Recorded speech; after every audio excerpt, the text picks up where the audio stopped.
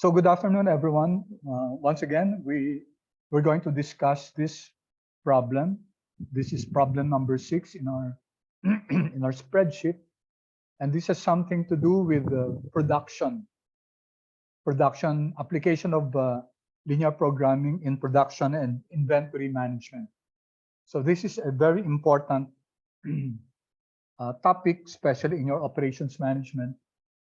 And let's take a look at this example where this company, they are into the manufacturing of air compressors. Okay, so this is, sorry for the wrong name here. This should be Compre. So the company is presently planning its production and inventory level. So this is a 6-month inventory and production planning. Now the orders for their finished product is let's say is varied. These are the units demanded, no? For month 1, 1,000 for month 2. So they have already captured the data for their expected demand or forecasted demand. So given the demand, they would like to come up with a production plan. Okay. So because of seasonal fluctuations in utility and raw material costs, the per unit cost of producing air compressors varies month to month. You can see here that there seems to be a variation. So it's not fixed. So the company took into consideration the fluctuations in availability of raw materials, maybe the weather also. So they took that into consideration. So they have here a not non-constant production cost. Okay, production capacity also varies from month to month. Okay, this is the maximum production capacity. No, I'm not sure why it varies. Okay, for some reason or another, the production capacity varies month to month. Okay. Okay, due to differences in working days vacation, that's the reason. So for month 1, for month 2, it's 3-5, maybe it's February, and then less number of working days for February, maybe 28 days, etc. So we're given here the table that summarizes the monthly production cost, the monthly demand, and the production capacity, which it expects to face over the next 6 years. Then we're given here some information also about the warehouse, about the factory of the company. We're told that the maximum units it can produce is maximum of 6,000 units held in inventory, okay, at the end of any month. So the capacity, the capacity to the inventory capacity is 6,000. It cannot hold more than 6,000 units. And the owner of the company, we call it safety stock and operations. So the company wants to maintain an inventory level of 1,500 units as a safety stock.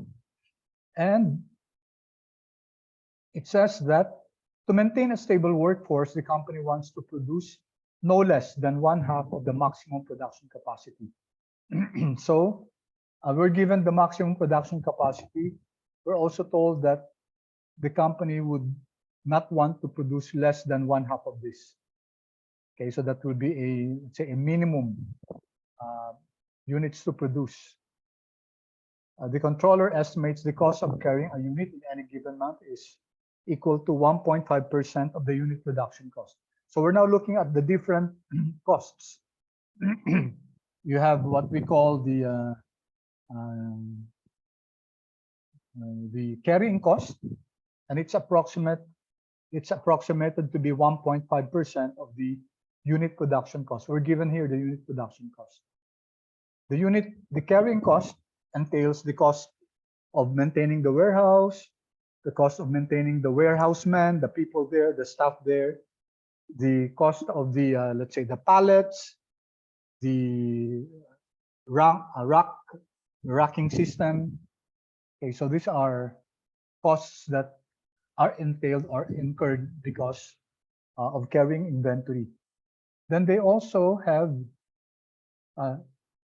okay, so the carrying cost is computed by 1.5 of course, we need to know how many units, and the units is computed by, okay, by doing the average, okay, averaging the beginning and the ending. And the reason why this is done is that inventory is it's not constant. So most probably inventory moves every time. So how do you now compute for the monthly cost, carrying cost?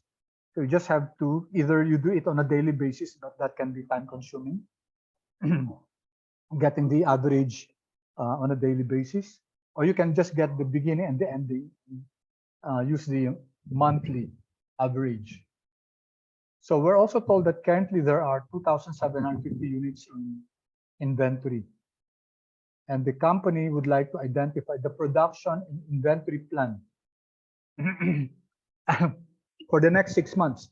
So we're told to plan, to come up with the production and inventory plan.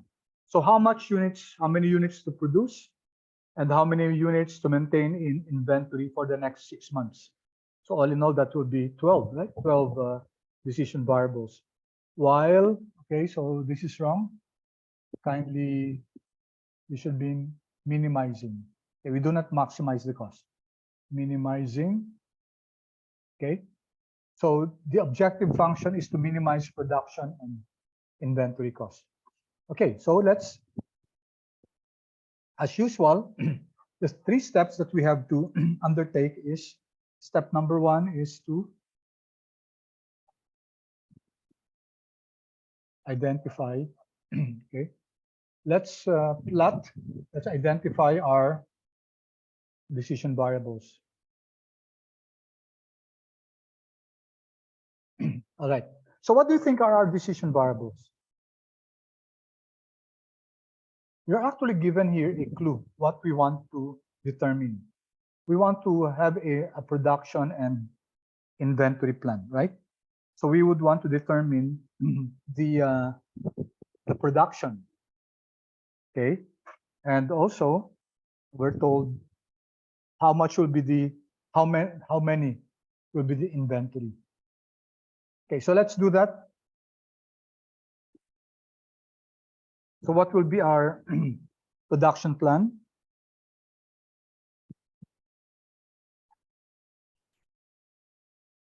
Anyone? Yes, Rex? Unit to be produced per month. Yeah, okay. So, but we have to specify units to produce for Month 1. Okay. So let's just call it, Rex, how would you want to call it? UP1, UP2. UP1? Taga-UP ka UP2. ba? Hindi DLS pa, ka sir. na lang. Sige, sige. Hindi, joke lang, joke lang. So let's, maybe PM, no? Production for month, no? Okay, sir. Maybe let's call it production month 1, no? Okay. Is that fine with you, Rex? Yes, sir. Okay, so this is the number of units to produce for month 1. All right. PM1 is our number of units to produce for month 1. Actually, P1 pwede na, no? Pero sige. So let me 1, 2, 3, 4, 5, 6. Okay, so let me change this by month 2. Units to produce for month 2, okay. And then here PM3. Units to produce for month 3. This is units to produce for month 4. Units to produce for month 5. Units to produce for month 6. Okay.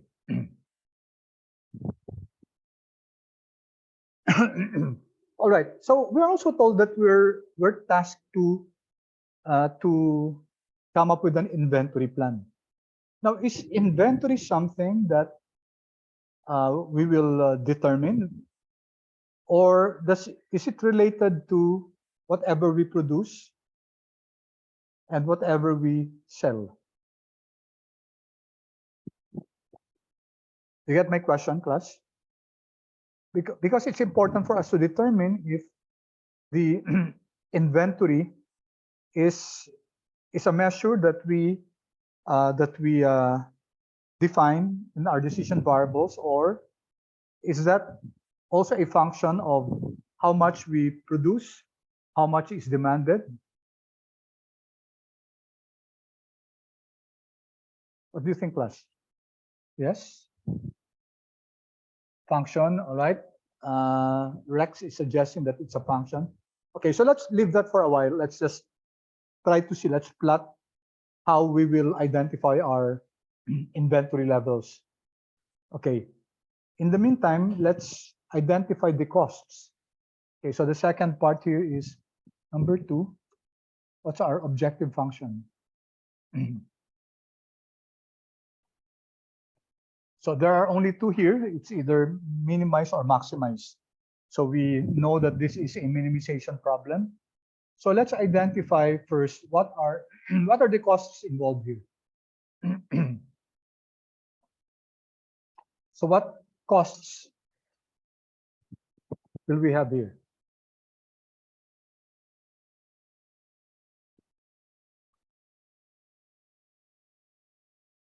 Class?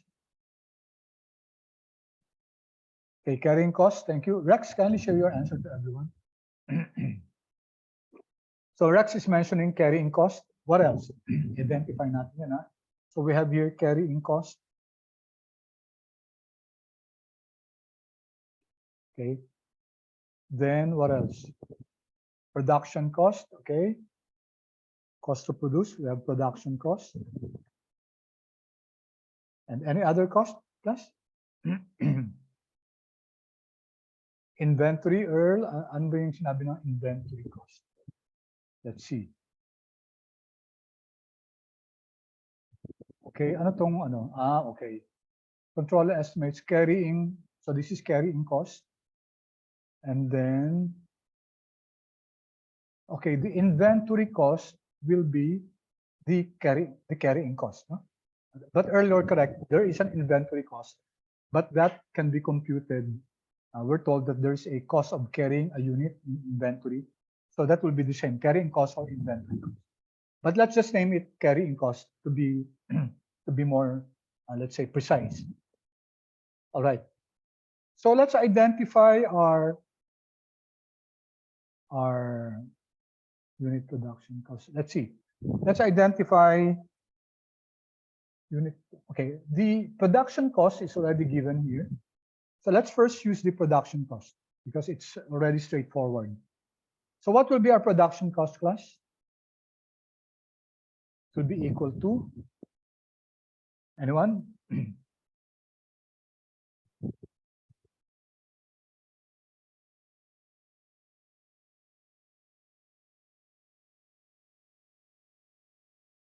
Production cost. So here we have unit production cost, right? So if we know the unit production cost, then we will be able to know how much is the production cost for each of the month, right? So, yes. Ano, minimum minimum equals some product of production costs per month Okay. and decision variables. All right. Sige. Spell out natin, no? Earl, let's spell it out. So our production cost will be equal to, Sorry. sige, spell out na lang natin, no? Month 1 times Okay, it's 240. PM1. Yeah, correct. Sorry, 240. numbers pala. Yan. Given sa atin yung production cost per month, yan, no? Yep. 240. So this is the unit production cost for month 1. It's 240. So we multiply it by the number of units that we produce for month 1, right? And then plus, so you have here 250 times PM2 plus 265 times production for month 3 plus 285 multiplied that by production for month 4 plus 280 multiply that by production for month 5, and finally 260 multiply that by production for month 6. There. Okay. All right. So that will be our carrying cost. I mean our production cost. Okay. On top of that, we have a carrying cost. Okay. What's our carrying cost? We're told that it is it's 1.5% of the unit production cost in the same month. Okay, the carrying cost is of course based on, it's a function of the inventory. It's a function of how many units are being carried. Okay, that's obvious. The cost of carrying a unit. So the more units there are in inventory, of course, the more will be the cost. So let's just okay, sorry, did not carry, it did not. Let me color this.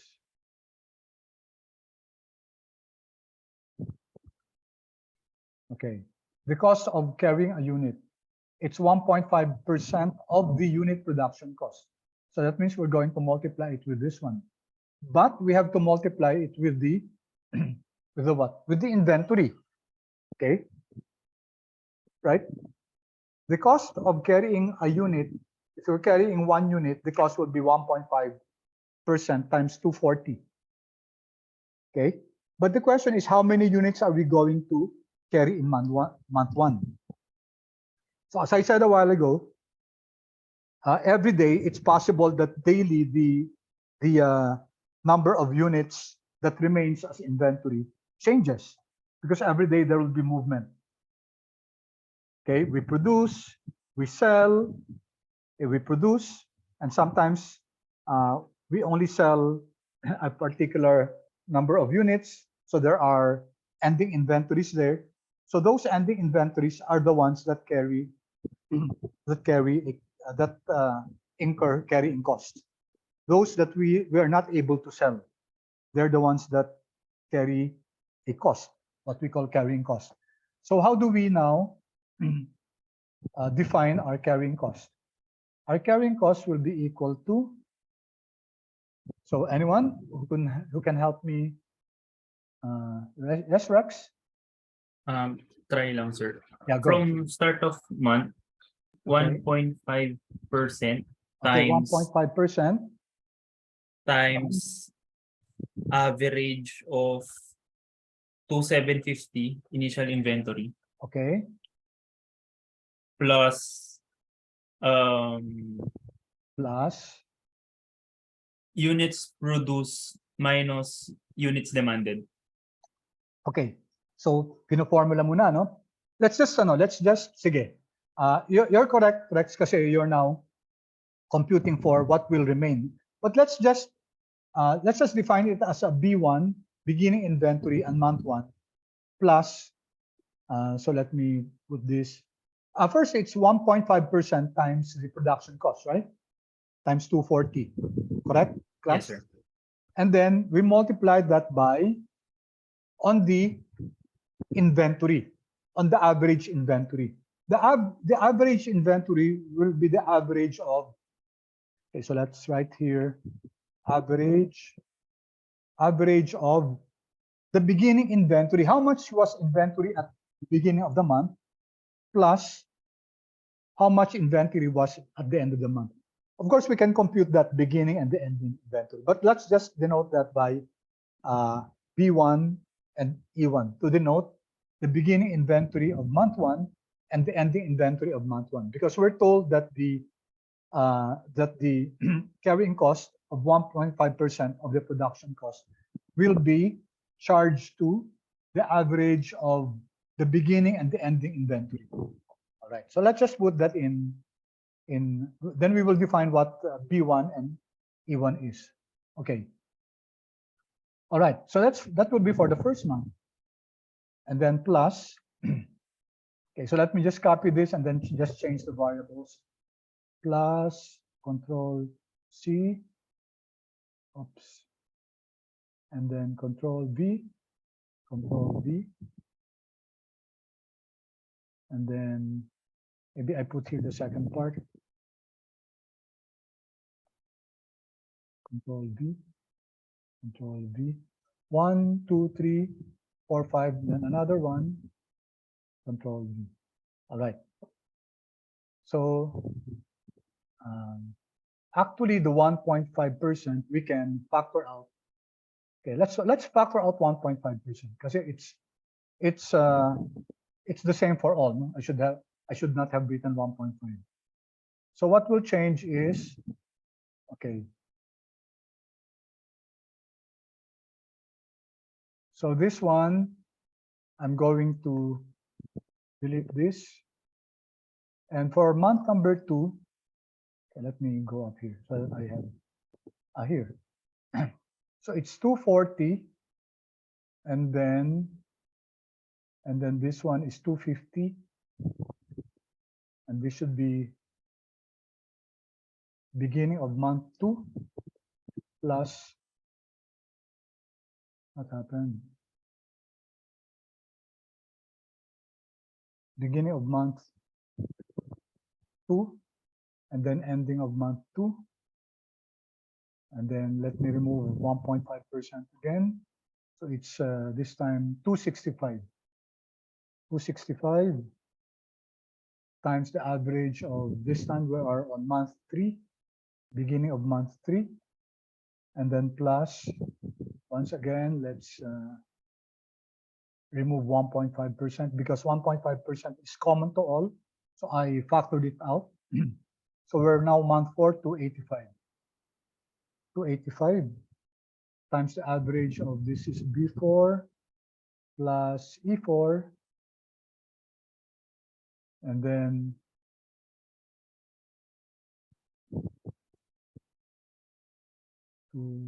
where are we now?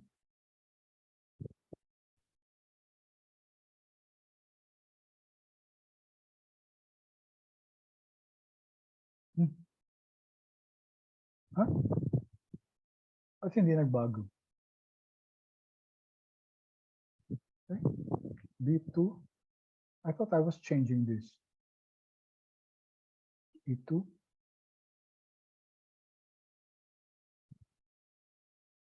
Okay, sorry about that.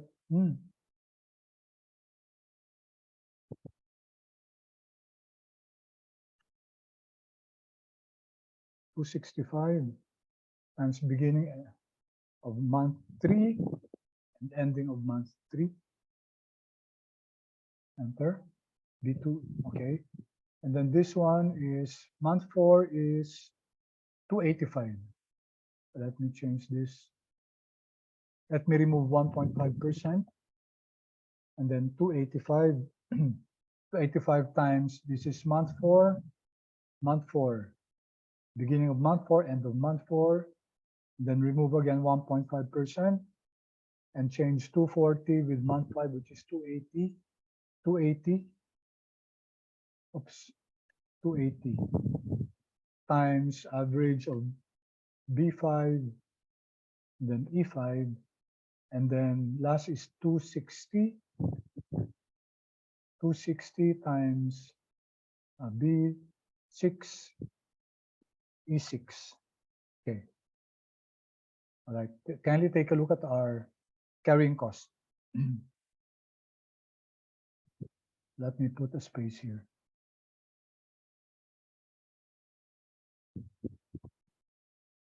So it's 1.5% times the unit production cost. Since the unit production, the 1.5% will be the same for all the months. So we multiply that by the unit production cost, and then the average, or B1 plus B2 over 2. Yeah, I should have used that so that it will be shorter.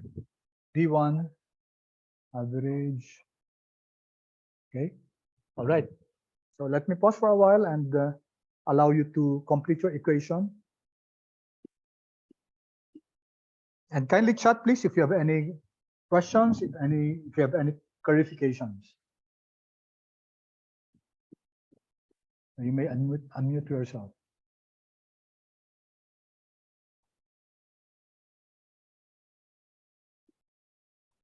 When you're done, kindly chat, please.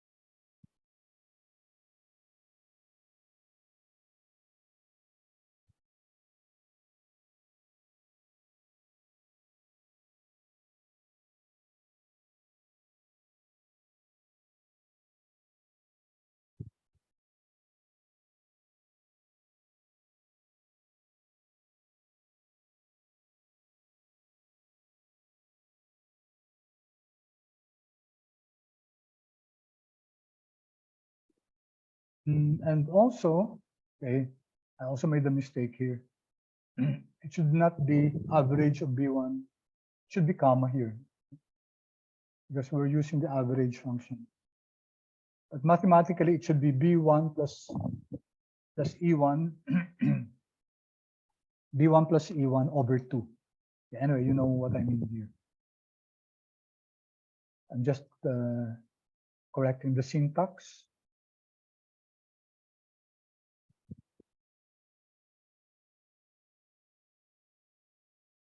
Okay, I'll wait for you to stop, please, if you're okay.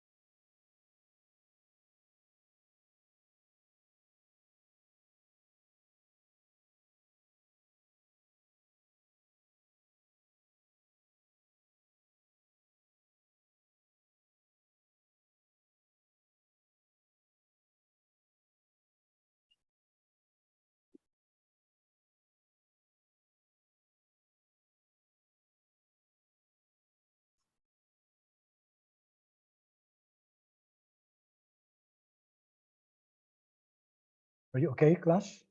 Any questions? Any clarifications? Feel free to raise your hands to ask questions. And please comment also. Let me pause recording first.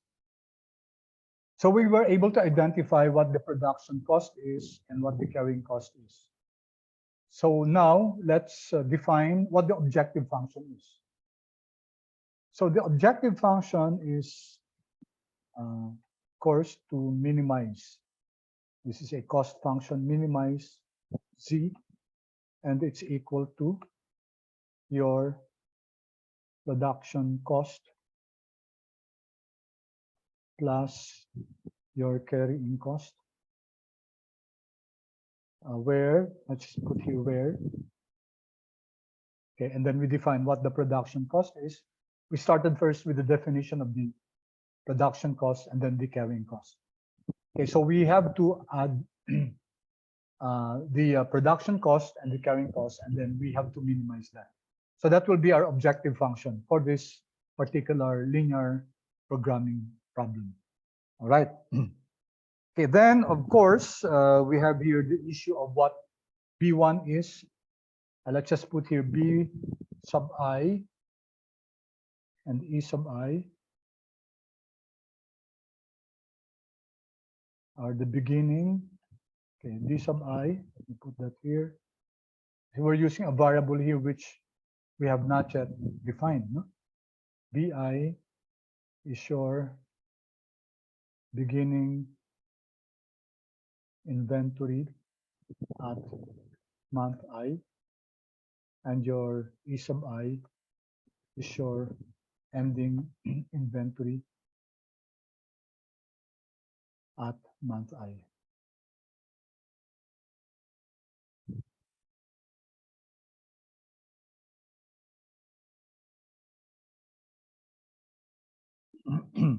So we can actually define what our beginning and ending inventory is.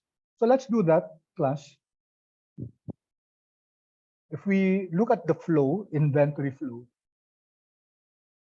okay, do we know B sub 1?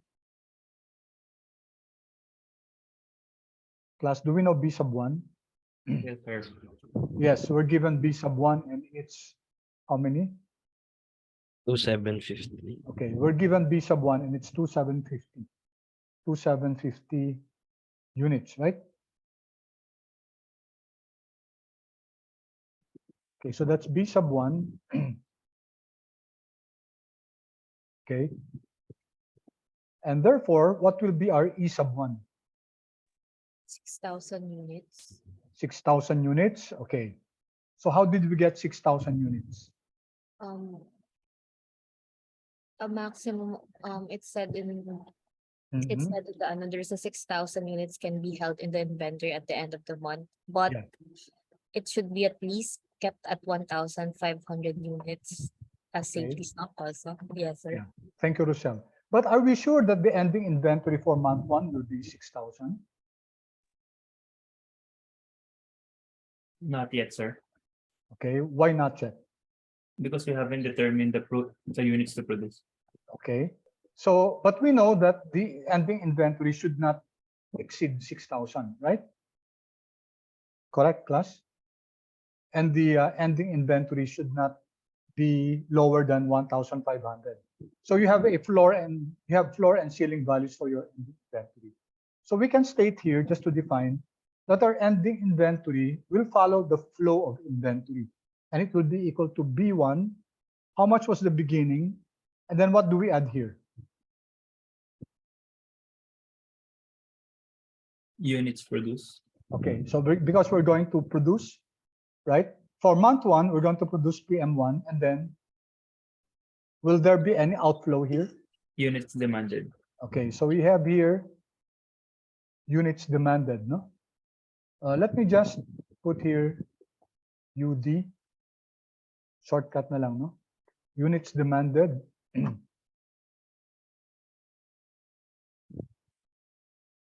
So this one, ending inventory for month 1 is equal to beginning inventory for month 1 plus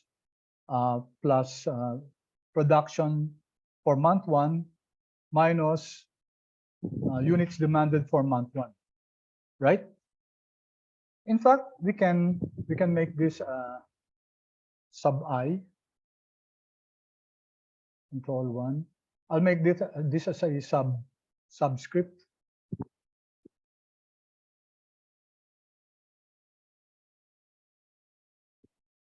Make this as a subscript, and P1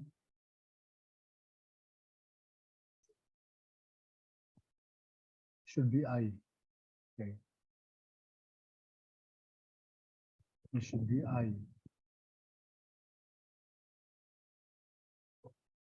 And this should be I also.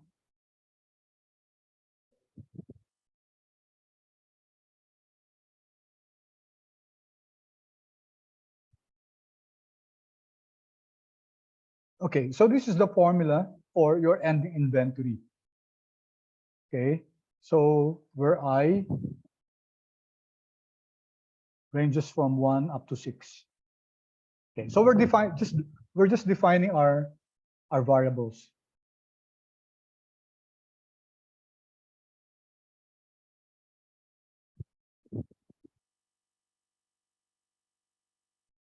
Okay. All right, so our ending inventory will be equal to E sub I is equal to beginning of that particular month plus the production of that particular month minus the units demanded at that particular month. And then what about the beginning inventory class? How do you define the beginning inventory?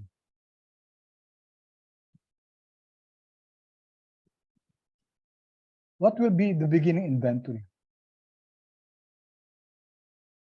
Yes, Rex? Ending inventory of the previous month. Okay, so that's correct. No? The beginning inventory of any month, let's write B sub I is equal to, that will be the ending inventory of I minus 1, right? So 1, we're just defining the variables here. So 1 subscript. Okay, there you go.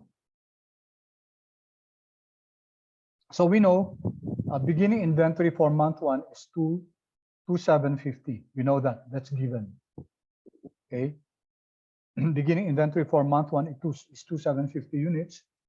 And we define the ending inventory for any month, including month 1, will be whatever the beginning inventory is, plus whatever will be produced, minus whatever will be demanded. So we cannot know now what will be the ending inventory for month 1 because although we know B1 is 2750, and we know UD1, which is units demanded 1000, we do not know PM1. We have not yet solved for PM1. But once we know it, then we will be able to define our ending variable. Okay? So having identified what our beginning variable is, beginning inventory and ending inventory, then we will be able to solve the carrying cost. Once we're able to solve the carrying cost, we will be able to solve the total cost, okay? The total cost, and then that total cost is needed in order to solve for the decision variables. Okay, let me pause for a while. Any questions so far, class?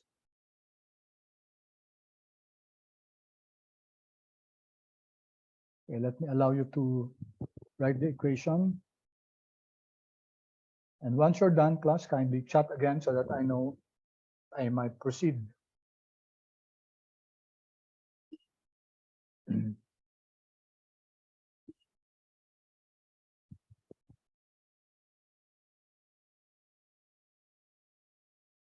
For example, this one, the beginning inventory of month 2 is equal to ending inventory of the previous month, month 1, because this is I minus 1.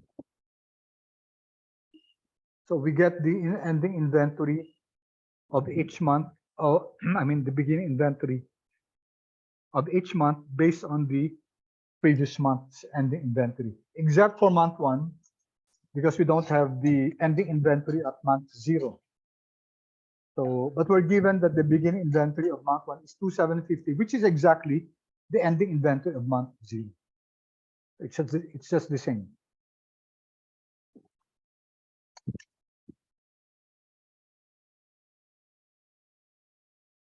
All right.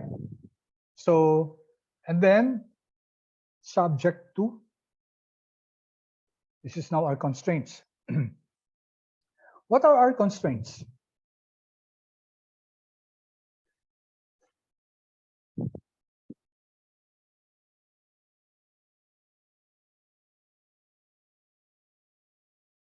Maximum of 6,000 units can be held. For Inventories. okay, which inventory? In any end of the month. Sorry. Okay, end of the month. So that should be So you have floor and ceiling values, right? What's the floor value? 1,500 Okay, and the so ceiling is 6,000. all right, so that's 1,500 and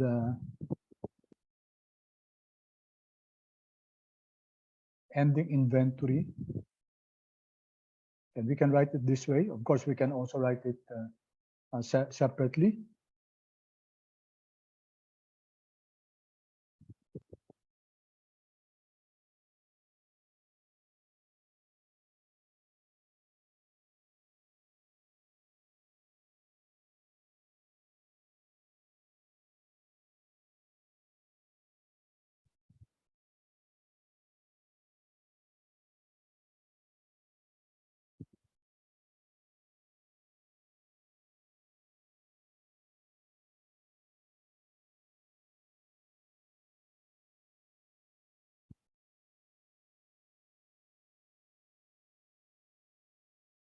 Okay.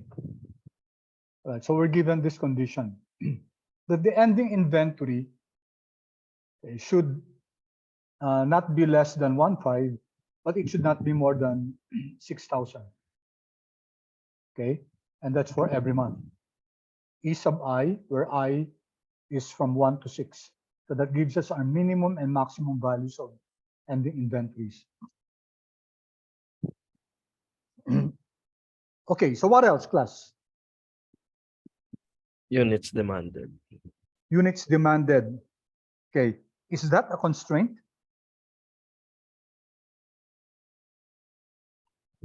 Is units demanded a constraint, class?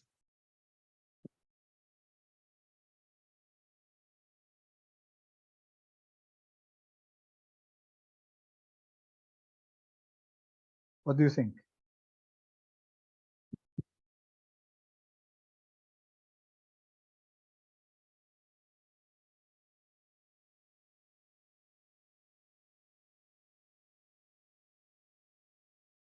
Units demanded, constraint ba yan?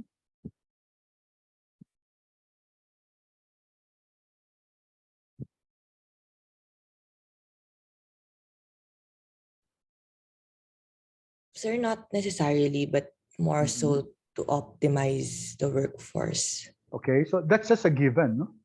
Pero this is a given, meron pa tayong, we still have also a constraint.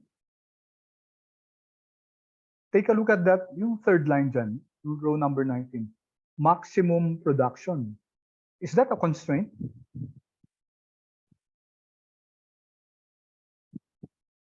Yes, sir. Okay, that's a constraint, right? We cannot produce more than 4,000 for month 1, 3,500 for month 2. Okay, so that will be a our maximum production. Do we have a minimum production? Are we given the minimum production? Let's see. Sir, is it a 1.5 units? The 1.5 units, that's your ending inventory. And your ending inventory is different from your units of production, right? We already accounted for the minimum ending inventory and the maximum ending inventory here. The ending inventory should not be lower than 1.5 and it should not be more than 6,000. But how about the production, class? You have here maximum production, so that the name itself tells us that this is a constraint. You cannot produce more than 4,000 for month 1. Okay, so how do we now generate that?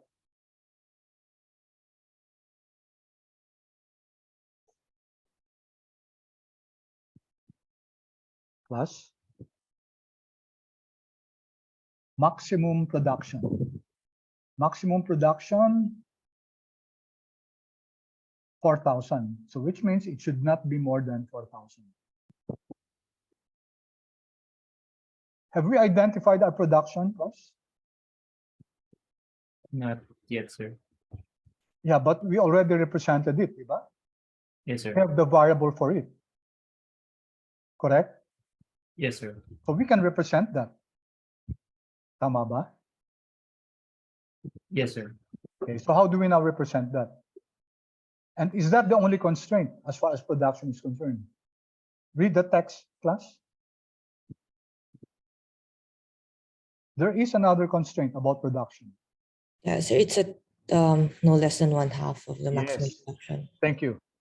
Thank you. So, can we write that now? Shari, ikaw ba yan, Shari? Who was the one who answered that? Answer. Ann. Sige. And how do we now set that up? That constraint.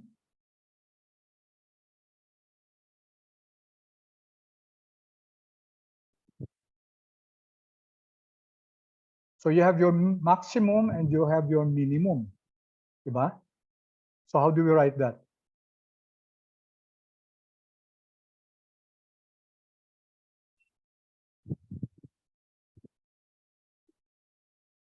Okay. So we have PM1, diba? So it should not be more than how much? 4,000 units, right? And it should not be less than what? 1/2, sir. 1/2, which is 0.5. or 2,000, di ba? Tama ba, class? Yes, sir. Half ng ano ng maximum. Okay, where's that? Meant to produce at no less than 1/2 of its maximum production capacity. Okay, so we can combine now those. Actually, we can put here sub I also to make it general. No. We cannot do that because we have different. Okay, sorry. So this is the production minimum and maximum production levels for month 1. For the ending inventory, we could generalize it because it's the same for all. But for the units to produce, they're different. Let's see. For month 2, it's 35, right? So this should be 175, 1750, and 35. And this should be month 2.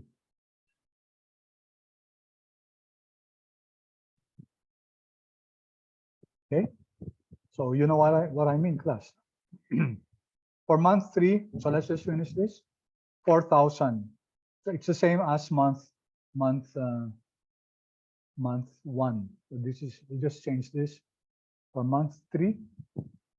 Okay, it's the same. Oops.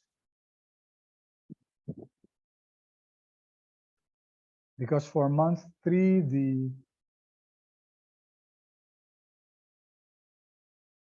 the minimum, the maximum is also 4,000 here.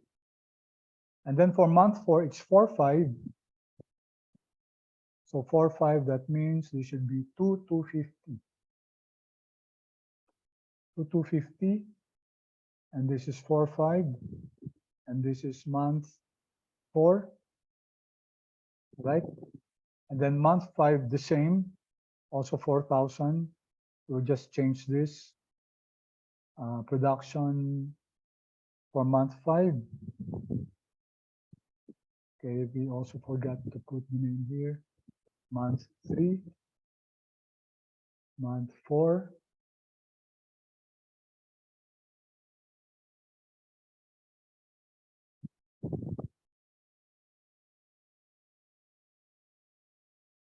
month 5, and finally month 6, the same as month. This should be month 2.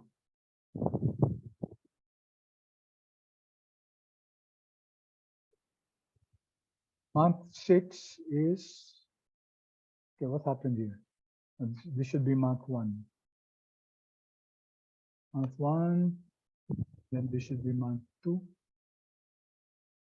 And then month 6 is 3,500, so the same as this one. Control C, Control V. Let's just replace this by month 6.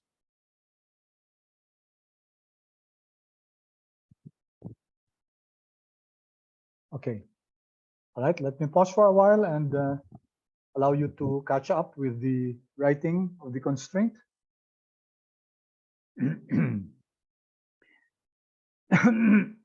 So actually we have, for ending inventory, we have 6 constraints, E1, E2 up to E6. Actually 12 constraints. There are 12 constraints there because we have the floor constraints. It should not be less than 1.5, and the ceiling constraints, it should not be more than 6,000.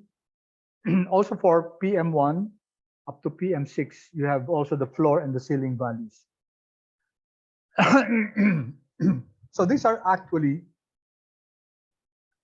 12 plus 12, 24, right? There are actually 24 constraints. For ending inventory, there are 6 plus 6, 12. And then for production, there are also 12. So 12 plus 12. It just looks simple, but there are actually 24. Okay, 24 different constraints there involving both minimum and maximum. Okay, so let's see any other constraints, please. Kindly check our the givens.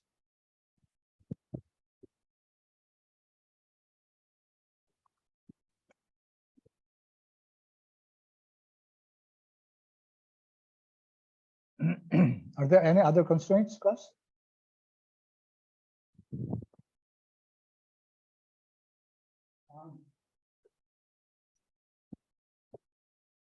Okay, no more constraints. All right, so I think that covers the model itself. So let's review the model. What we're looking for is the our decision variables is to determine how much to produce for month 1, month 2, up to month 6.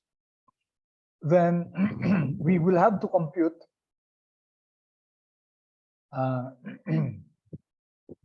the total cost. So let me put here mean Z is equal to total cost, which is the sum of your production cost and your carrying cost. And we define the production cost to be the production cost per month multiplied by the number of units to produce per month.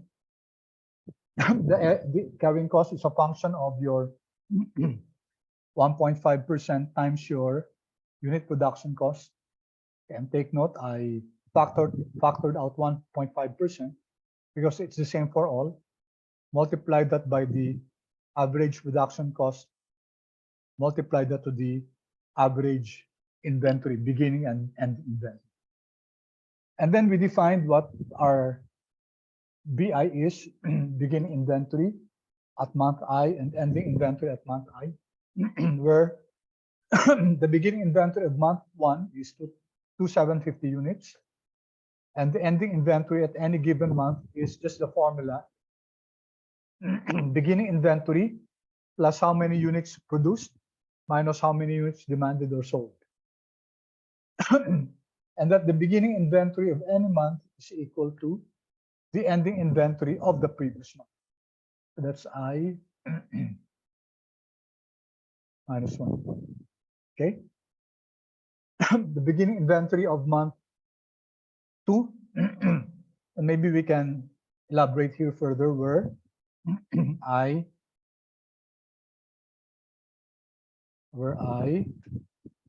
is equal to 2 up to 6. Okay.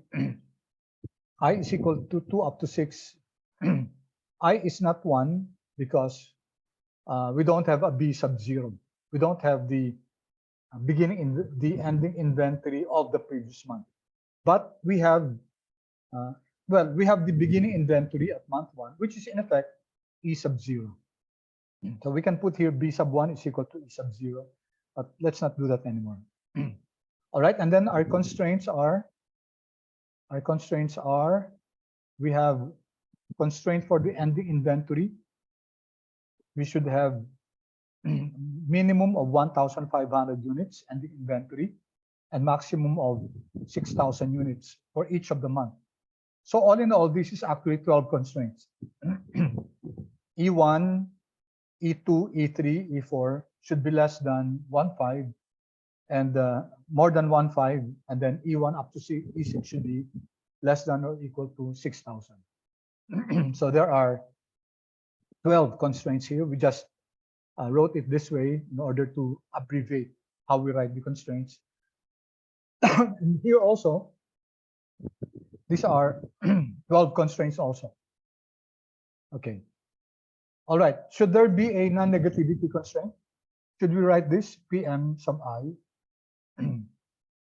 is equal to non-negative, or PM sub I should be greater than or equal to 0, where I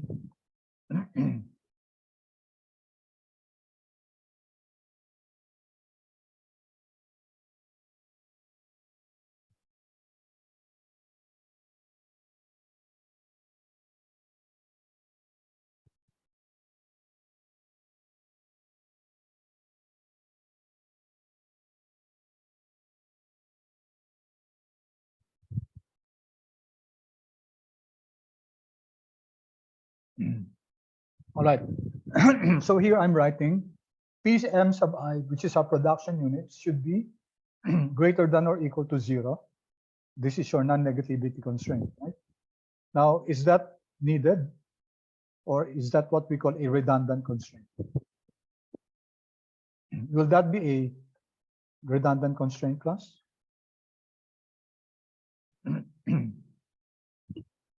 This one. Will this be a redundant constraint?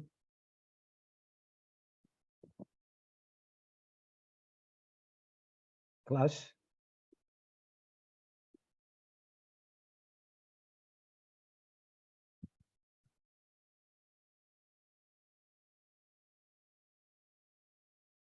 Hello, class? Is that a redundant constraint? Answer is?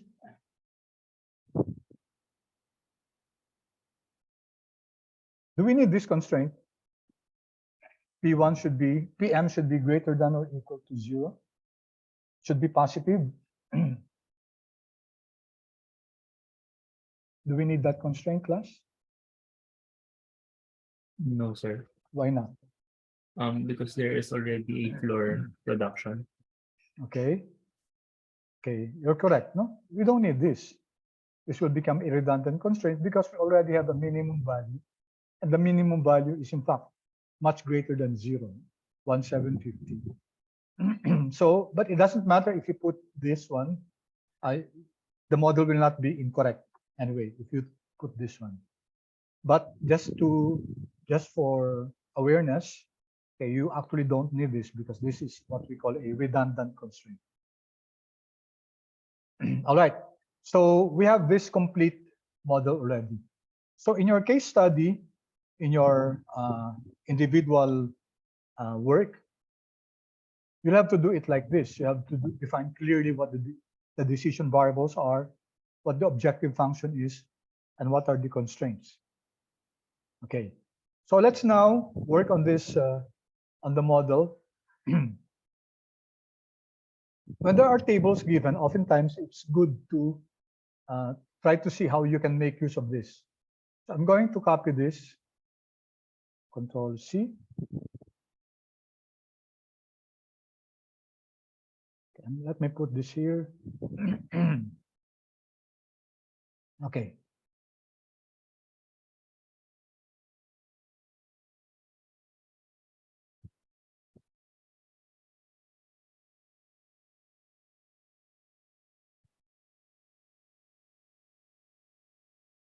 All right. First is are decision variables. Where do you want to put the decision variables, class?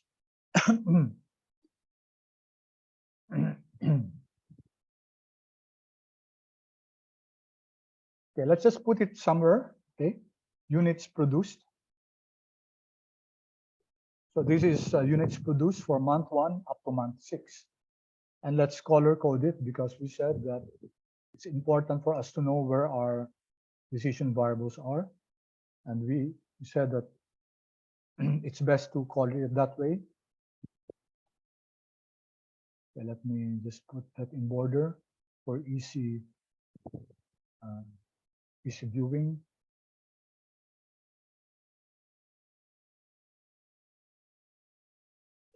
Okay. All right. Then these are our decision variables, diba? PM1, 2, 3, 4, 5, 6. Okay. Oh, sorry. I should have paused class, and then I'll give you 5 minutes to try to work this on your own. Okay, and then let's see if we can compare answers. All right. So again, I'll give you 5 minutes to try to convert this mathematical model, this one, our linear program, convert this into an Excel model so that we get the values for PM1, PM2 up to PM6 based on this objective function and the constraints. All right. So let me pause for a while. Please remind me to continue recording later. Pause. Kanina pa, di ba? I think during the time when it was being solved. Oh, sige. All right. Let me go through again, class. All right. So I'm sorry about that. You'll have to remind me, guys, no, about because sometimes I pause the recording because, for example, I'm asking you to do something and it might take time, so it prolongs the recording. So if you're going to review it, then it will be I think a waste of time for you to wait. No? All right. So let me go to the solver again. Okay, let me summarize once again what we did here. Okay, so what I did was to separate givens. Okay, for example, here beginning inventory, and I give it names usually. Carrying cost factor. Okay, and give it names that are easy to understand. Okay, don't give it ambiguous names. Minimum production factor 50%. This is my minimum ending inventory and maximum ending inventory. Then there are also givens here. I also gave this a name. Unit production cost. Okay, I didn't give this a name. Huh? Okay, this one, units demanded. Okay, and then this one is maximum production. I gave that a name. So you have to decide which cells could be best, could be good to give it names. If they're left-hand sides, if they're the objective function, if they're decision variables, okay, it could be good to give them names. All right. So since also I told you how to go with the inventory flow. Okay, so I started with the beginning and then units produced and then units demanded and then ending inventory. And there's a reason for that, class, because it's how we think. Okay, we think linearly. In certain times we think linearly. So we start with how much at the start, how much was produced, how much was sold. So how much was left the ending inventory. Okay, so this is the formula for that: beginning plus units produced plus minus units demanded. So even in generating this, there's a logical reason for doing that. And then I copied this to the right.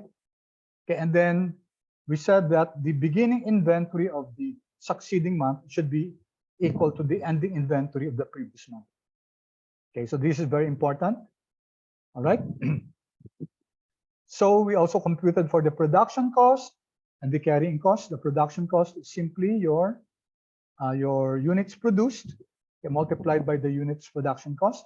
Copy that to the right, add it, okay. Also, your carrying cost is your carrying cost factor, which is 1.5%. Multiply that by the unit production cost, multiply that by the average of your beginning and your ending. Okay. All right, so you add both costs and add the total of the totals, then this is your total carrying and production cost.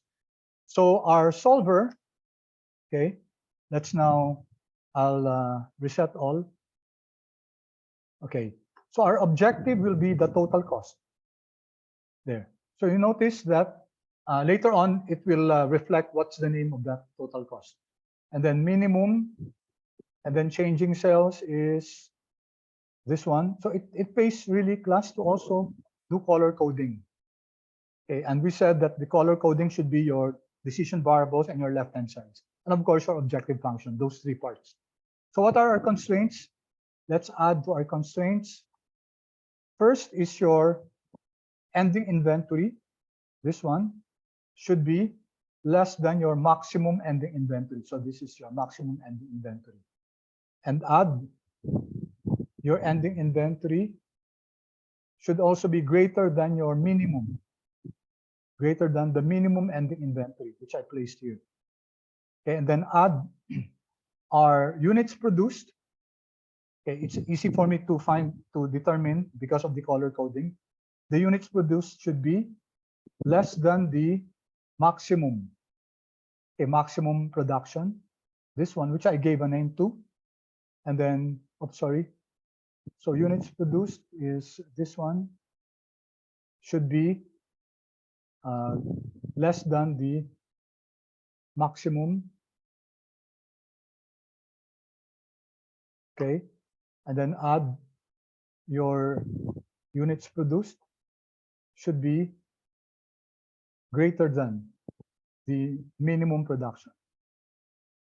All right, I press OK. Okay, we now have our constraints. We have our total cost, our objective function to be minimized. Changing cells is our units produced, and then the constraints. Okay, you can see here, you can check the ending inventory should be less than the maximum end. The ending inventory should be greater than the minimum end. The units produced should be less than the maximum production.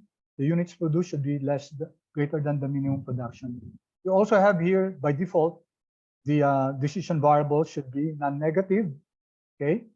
But actually we don't, so that's why we don't need to create that constraint that your units produced should be greater than or equal to 0, because we already have it here.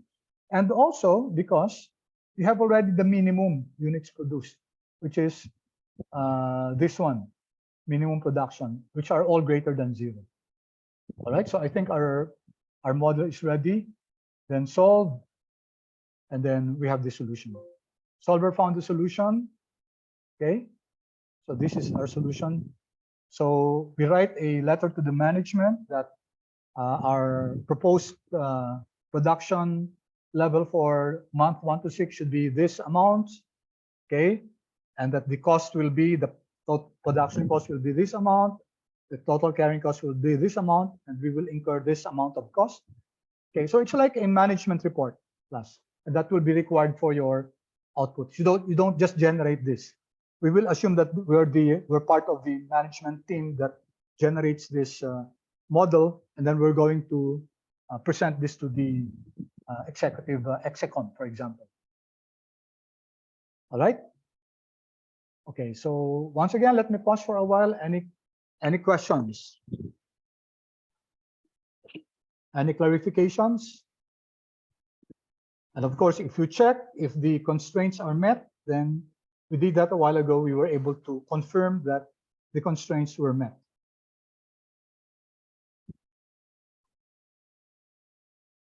Any questions, class? Or maybe I should say, is it clear so far? Could you kindly chat, please? Yes, if we're clear so far, or if you were able to follow along with the model, I would appreciate your comments. Okay, thank you, Rex. How about the others, please? Okay, thank you. Okay, thank you, Chingyu, Xavi, Jason, thank you. Okay, please feel free to ask questions if you have any clarifications. All right, so we have less than 30 minutes. Let's just take a look at this.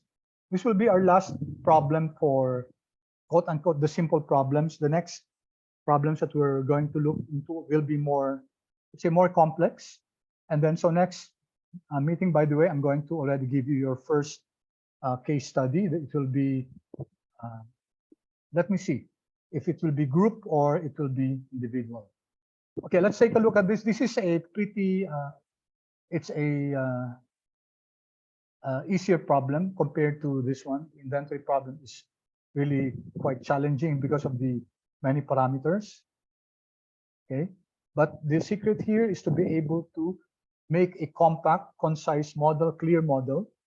Okay, and try to avoid making the model, let's say, ambiguous, quite unclear. Okay, because that might make it difficult to understand. But if it's, for example, compact and clearly defined, okay, then that model will be easily understood. Okay, we have time to look at this. This is a simpler model. All right, so this is a problem that's more on finance. So we have this company, Future Proof. We have this financial analyst, and he is servicing. He's providing, let's say, financial services, financial advising to retirees. Okay, so these retirees who will be getting their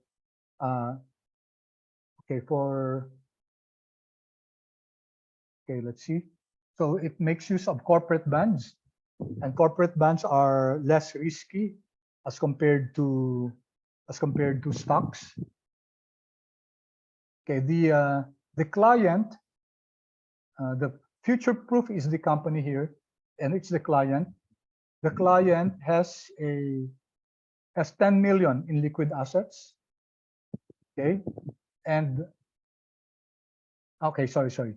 The financial analyst for Future Proof. So Future Proof is the company that provides services. So one potential client has liquid assets of 10 million. Okay, and she's going to retire next month, and she would want to invest this 10 million. She should have invested this long time ago. Okay, all right. There are these bonds, Ace Enterprises. These are companies. Okay, and their average returns are this one. Okay, so they're offering bonds, and as you know, bonds are instruments. They are securities that they are borrowings, and they come with it's a security, and then they provide interest to the holder of the bond. So for Ace Enterprises, it's the return, the annual interest is 8.65%. Usually the return is annual. So this is annual returns. The term of the bonds, the life of the bond is 11 years. So you have here different terms. And then you have here a rating. Rating of 1, okay, good, excellent, okay. And excellent could mean that this type of bond, this company who's borrowing, who's into this borrowing, okay, has the track record of paying well and on time. Okay, so mayroong fair dito, ang rating niya 4, is novelty. All right, so these are the different types of bonds which the financial analyst of Future Proof can recommend for their potential client who has 10,000 in funds in order to invest here.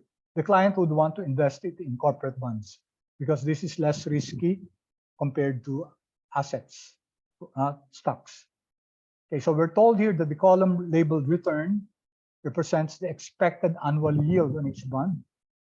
Okay, this is the return, this is the interest. And the years to maturity indicates the length of time over which the bonds will be payable. So this is the remaining time.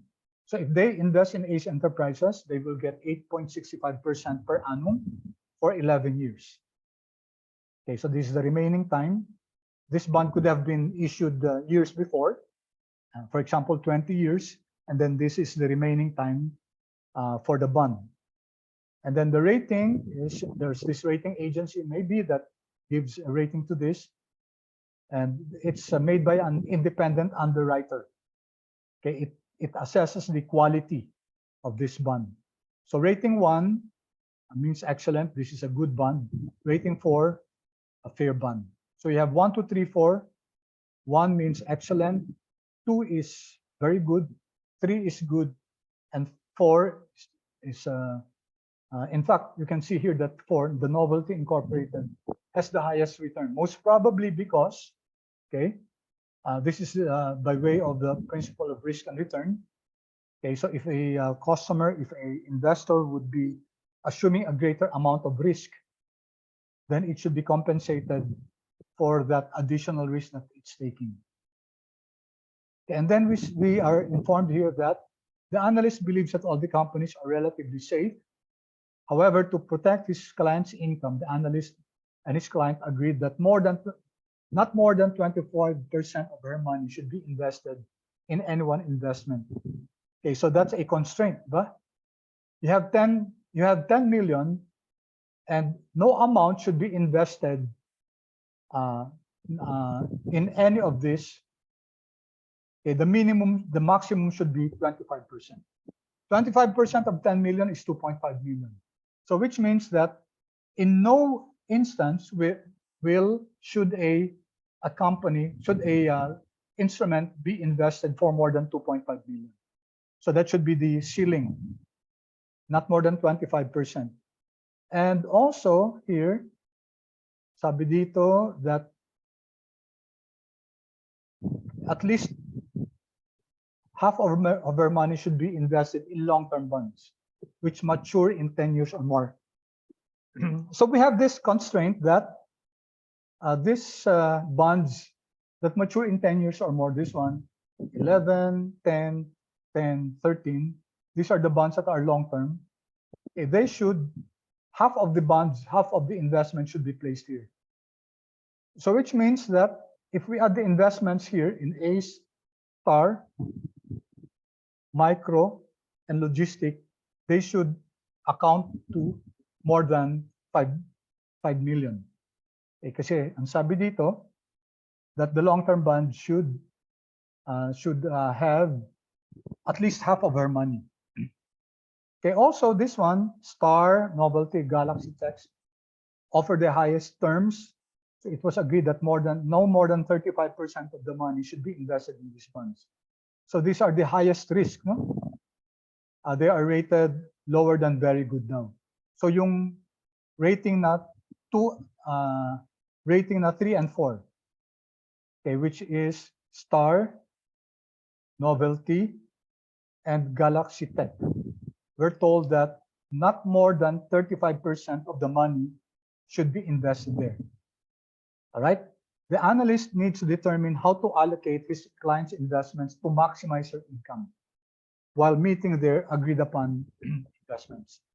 Okay, so we're going to maximize here the annual returns. All right. So I think we will have time to at least identify our linear program. So let's first start with number 1. What will be our decision variables?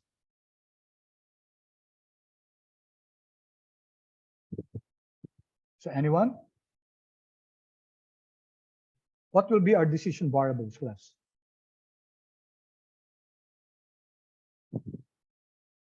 Okay, yes, Rex? Funds to allocate per company. Okay, funds to allocate for a company. Okay, so what name would you want to give it? Let's give it variable names. Maybe we can just use this. Thank you. Control C, Control V. Okay, so let's call it Ace Enterprises. Or maybe let's just shorten it. Masyado mahaba. Ace na lang, no? Ace is the amount to invest in ACE Enterprises. Okay, so this is the amount to invest. So the decision variables here is how much are we going to invest in each of these instruments. So let's call this star to shorten it. Star is the amount to invest in star. Okay, novelty is amount to invest in novelty. And micro, let's just call it micro, is amount to invest in micro modeling. Let me just call it micro. And Galaxy, since there is no confusion anyway, there are no similar names. Amount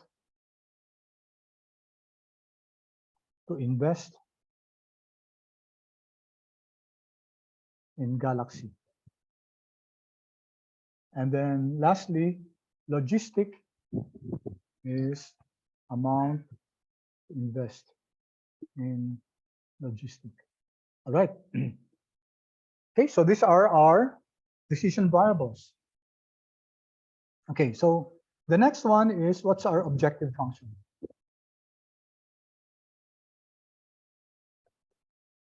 Okay, is this a minimization problem or maximization problem? Okay, we're told that we would like to maximize the income. So definitely this will be a maximization problem. So let me just put it here, maximize Z. Maximize Z is equal to, let's call it annual profit. Okay, we can also maximize the total profit actually, but let's just, maybe I'll leave that as an exercise for you to compute for the total profit. But for this exercise, let's maximize the annual profit, and it will be what, class? It will be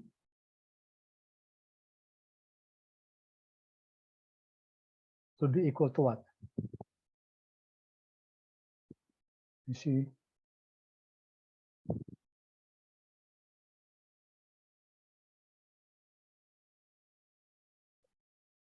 ayaw makopy, no?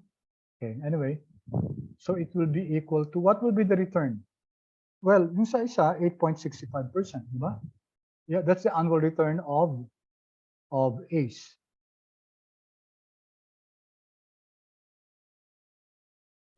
Okay, so 8.65% times whatever is invested in ACE. That will be the annual return, because the 8.65% there is usually given in annual terms as annual return. So next is times star, and then plus, you have here 10% times novelty, plus you have micro. Micro is 8.75%.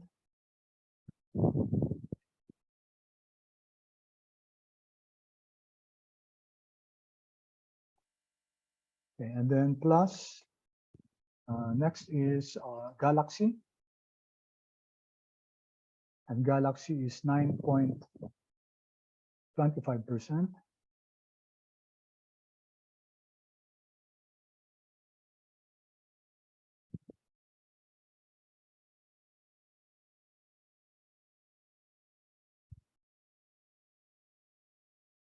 Galaxy, and then lastly is your logistic, and it earns 9%.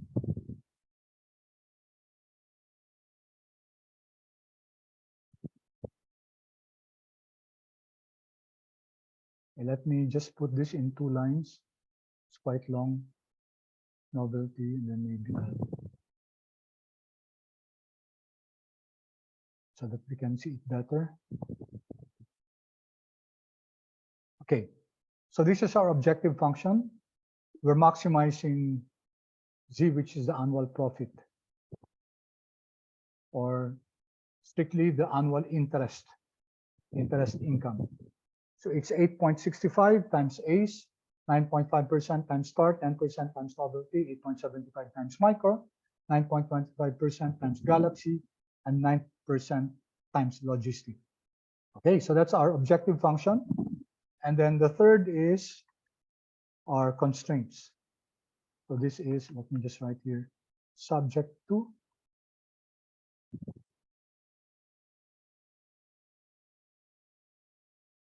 Okay. So what are our constraints, class? Anyone, please? Sir, no more than 25% should Okay. be So invested in. how will we do that?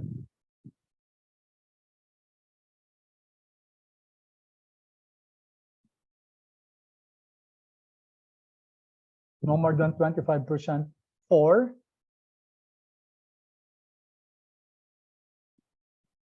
whom?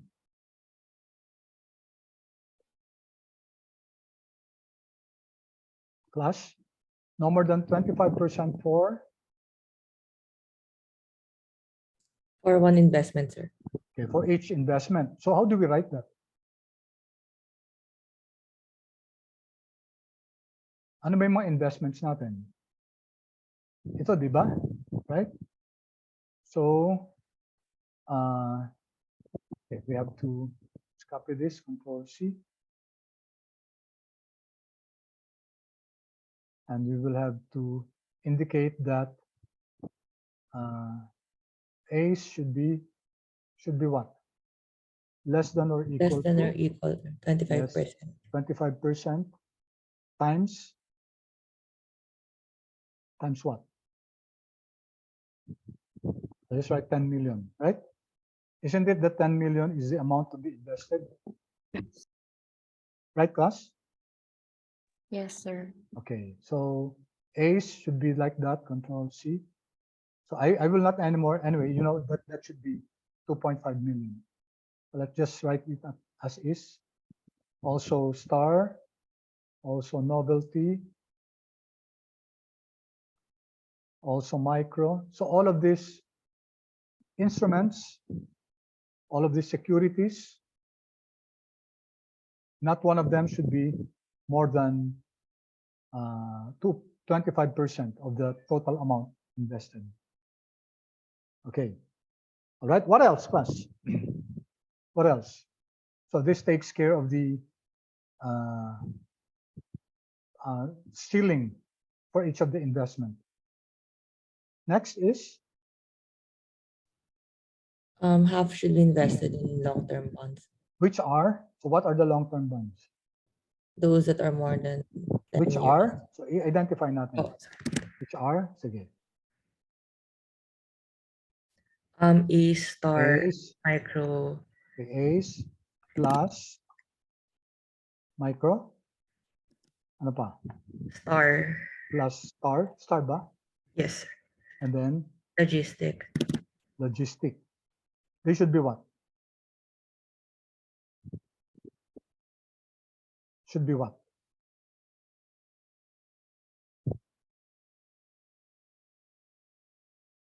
Should be, class? Ano sabi dyan? Answer more than or equal to 50%. Greater than ba? Long-term bonds, at least half of our money should be in long-term bonds. So you're correct, greater than or equal to.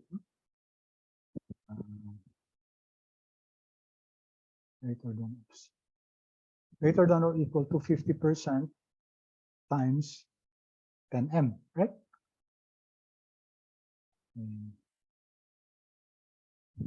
Okay. So we can give these names here. Maximum per security.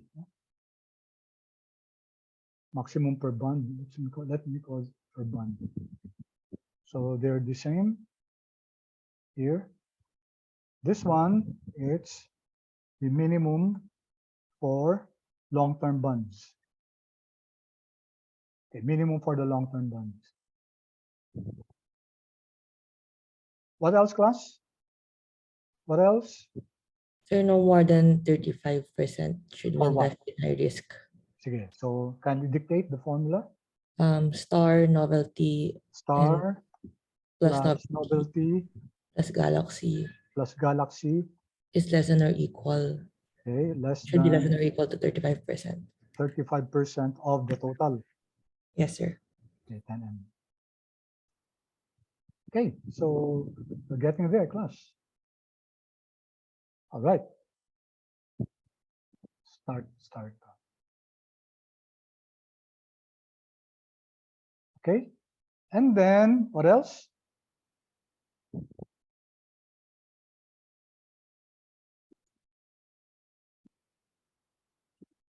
Anything more, class?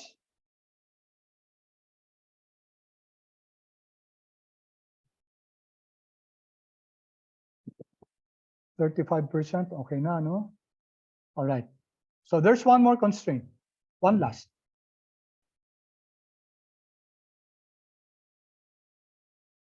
One last class.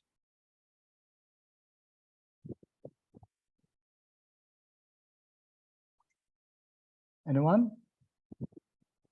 Okay, in the interest of time, sorry, I just have to answer this, no? So A's plus, I can copy this, no? Ito na lang. Ay, hindi. Baka ano siya. A's plus star plus, next is novelty, no? Plus micro plus na doble itong star galaxy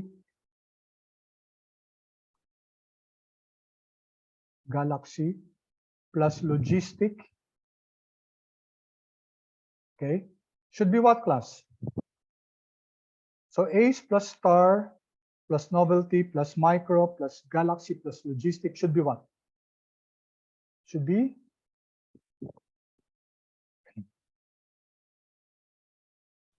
Greater than 0, sir. greater than 0.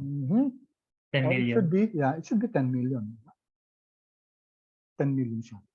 Actually, pwede din greater than 0. Kaso nga lang, pag greater than 0, ang problema nun, paano kung maging 100 million na yan, di ba? Ang funds available lang 10 million. So actually, you can use less than or equal to 10 million. However, since it's maximizing, so uubusin na talaga natin. It will really make use of these funds. All right, and then should we have this non-negativity constraint? Should we have non-negativity constraints?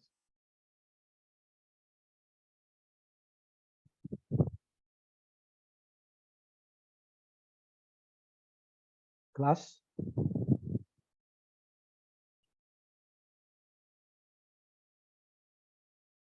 Replace ko si plus. Replace plus. Replace plus with comma. Yan. Replace all. Okay. All right. So A, si star, si novelty. Okay. Should be what? Should be. You check this class kung kailangan pa to. So this is what we call our logical constraint or non-negativity constraint. This is a constraint for available funds. And this is the constraint for what? Ano to? This is for long-term ba to? High risk, sir. Okay, maximum for high risk bonds. Right. Okay, so this is our model class. No?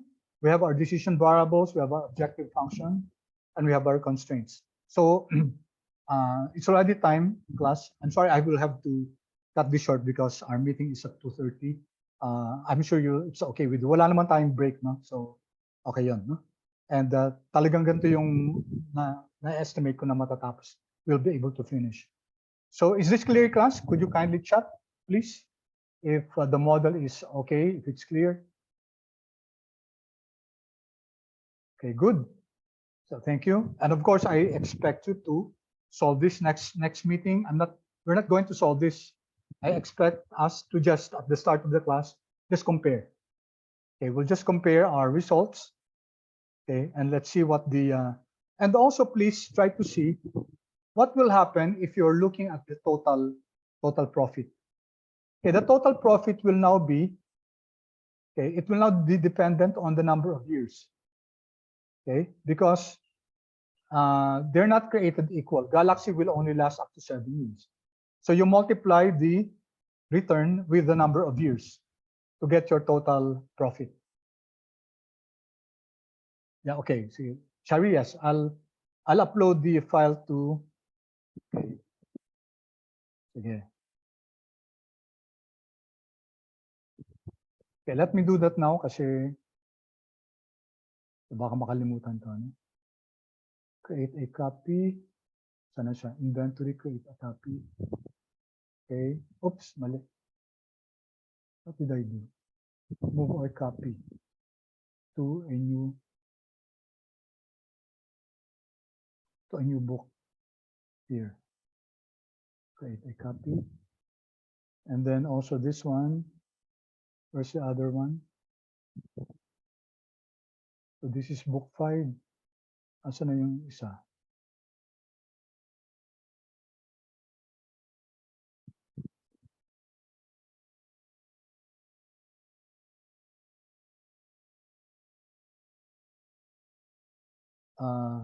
Ito investment ba?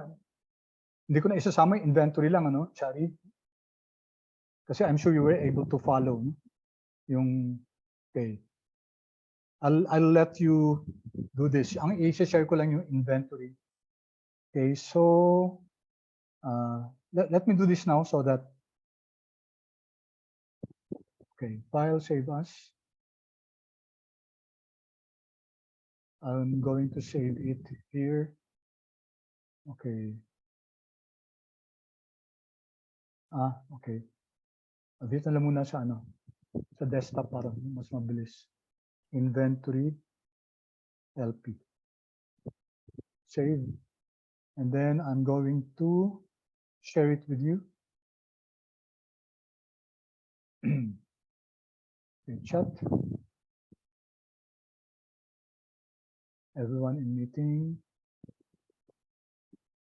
File. Desktop.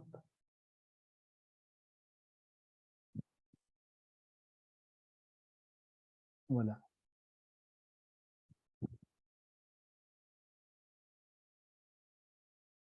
Here, inventory LP. Oh, sorry. Wait. I have to close this first. I cannot share this if it's okay.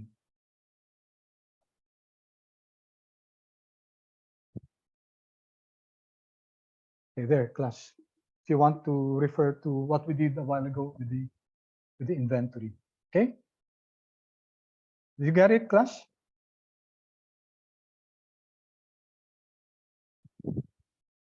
Class, did you get the file? Okay. All right. So let's end here, class. Next meeting, we'll move on to other more complex problems, and I'll be giving you your first case, whether it's individual or group. Let's see. Okay. So next meeting, we'll again, ano yung time natin? Is it okay for us to start at 1 o'clock? Wag 1:30? Parang late na masyadong 1:30. Is it fine with you, class, to start at Yes, sir. 1 o'clock, no? In fact, if okay sa inyo yung 12:30, mas maganda 12:30. Para 3:30 tapos tayo. So maybe I'll just ask you. Pero as it stands right now, if I ask you, for example, are you okay with the 12:30? Paki-chat nga please kung yes. Kung no problem with you with the 12:30 class. Para mas maaga tayo matapos 3:30. Okay? Thank you. I know the others have a class at 9 to 12. Ako din actually may class ng 9 to 12. But what I'm going to do is, siguro gagawin ko 8:30 to 11:30 kung pwede sila. No? Okay, sige, that's good. So that we can, parang masyadong psychological na yung 4 o'clock. No? Parang So we can make it at either 12:30 to 3:30 or 1 to 4. Okay. All right. Did you learn anything today? Feedback naman, please. Has your knowledge on linear programming been enhanced using Excel? Okay, thank you. How about the rest? Pa-feedback naman, please. Sir, can I Yes. also request for Feb 11 class to be uploaded? Feb 11 class. Yung sa recording, sir. Ano ba yung wait, ha? Hindi ba na-up? Ang alam ko na-upload ko na lahat eh. Let me check. Feb 11. Okay. Hindi lang ha. Courses. Okay. Choose.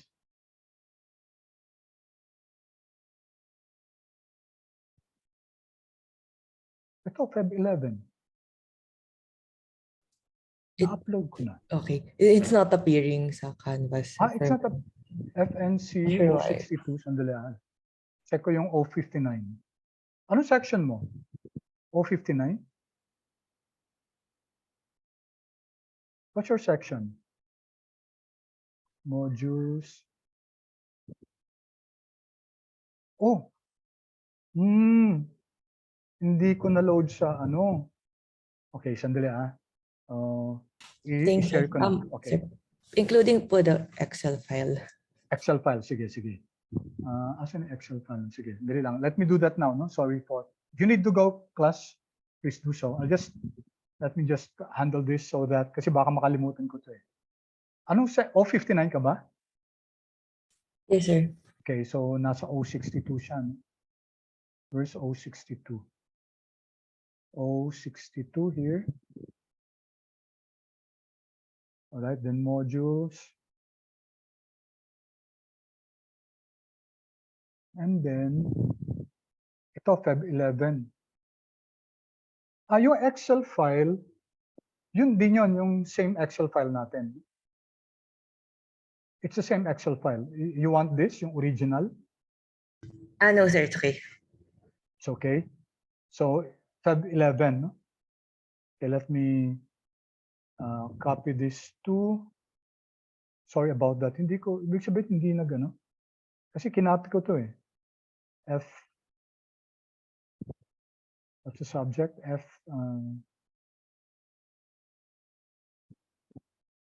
Daming subjects. Eh? Ito, Fin 059. G01.